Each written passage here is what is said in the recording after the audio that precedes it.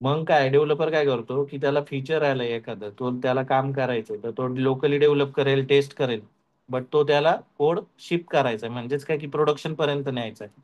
मग तो कसा नेतो, गिटहब वरती तो टाकतो. त्याच्यानंतर मग जेनकिन्स टूल इंटिग्रेट करतो. जेनकिन्स वर ते टूल बिल्ड होतं. बिल्ड झालं की इथं जे युनिट्स पण रन होतात, त्याच्या बायनरीज पण रन होतात, आणि त्याच्यानंतर मग तो त्याचं डॉकरायझेशन पण बनवतो. डिप्लॉय करण्यासाठी काय आहे, Kubernetes is an orchestration platform. Okay. मग डिप्लॉय करण्यासाठी आपण केटेस म्हणजेच कुबरनेटिस यूज केलं जातं. ओके.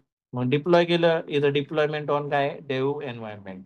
डिप्लॉयमेंट ऑन डेव एन्व्हायरमेंट. ओके.